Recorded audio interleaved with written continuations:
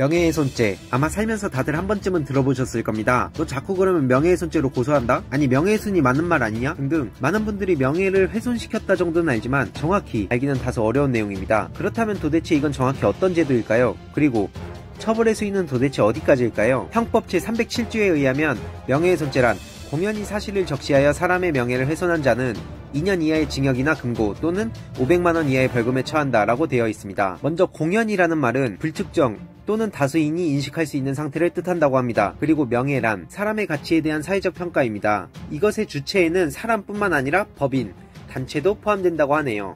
예를 들어 A는 사기꾼이다, B가 불륜을 저질렀다, 이런 내용들을 불특정인들이 볼 수 있게 하면 그게 전부 명예훼손죄가 성립이 되는 거죠. 그러면 맞는 말을 하면 명예훼손죄가 성립이 안 되는 건가요? 일단 정답부터 말씀드리자면 맞는 말을 해도 죄가 성립됩니다. 그게 바로 사실적시 명예훼손이죠. 여기서 사실의 적시란 사람의 사회적 평가를 저하시키는데 충분한 구체적 사실을 적시하는 것을 뜻합니다. 결론적으로 사실이든 허위든 둘 다 처벌 대상이 될 수 있다는 거예요. 하지만 형량에는 다수 차이가 있습니다. 사실적시 명예훼손은 2년 이하 징역이나 금고 또는 500만원 이하 벌금이고, 허위 사실을 적시한 자는 조금 더 셉니다. 5년 이하의 징역, 10년 이하의 자격정지 또는 1000만원 이하의 벌금에 처해지죠. 그렇다면 어디까지가 명예훼손일까요? 명예훼손의 필수 조건에는 사실적시 및 공연성이 있다고 합니다. 먼저 사실적시에서의 사실이란 매우 구체적인 것이기 때문에 단지 모멸적인 언사를 사용해서 타인의 사회적 평가를 경멸하거나 자신의 추상적 판단을 표시하는 것은 사람을 모욕한 경우에 해당한다고 합니다. 사실을 적시해서 구체적으로 표현한 것은 명예훼손죄, 추상적인 판단이나 욕설과 같이 누군가를 경멸한 것은 모욕죄에 해당한다고 보시면 되겠네요. 그리고 공연성인데요. 피해자 혼자 듣게 되는 경우에는 공연성이 인정되지 않는다고 합니다. 예를 들어 둘만의 카톡방에서 사건이 일어난다면 명예훼손에 해당되지 않겠죠? 단톡방이라면 이야기는 달라지겠지만요. 마지막으로 현재 사실적시 명예훼손죄로 의견이 분분합니다. 세계적으로는 사실에 대한 명예훼손죄를 묻지 않는 추세라고 하는데요.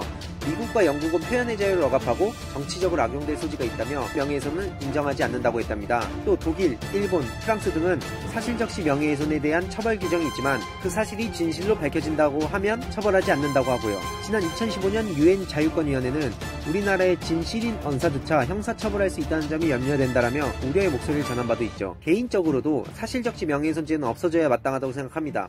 특히 힘을 가진 자들이 이를 악용하면 각종 비리나 부도덕한 행위를 하고도 이걸 폭로하는 걸 명예훼손으로 고소하기 정말 쉽기 때문이죠. 물론 이에 반대하는 이들도 만만치 않습니다. 누군가가 에이즈에 걸렸다거나 성소수자라는 사실을 막 퍼뜨리고 다닌다면 피해자가 막대한 피해를 입을 수도 있으니까요. 이렇게 보면 정말 어려운 문제인 것 같아요. 여러분들의 생각은 어떠신가요? 아무튼 오늘은 명예훼손에 대해서 알아봤습니다. 다들 명예훼손 조심하시길 바랍니다.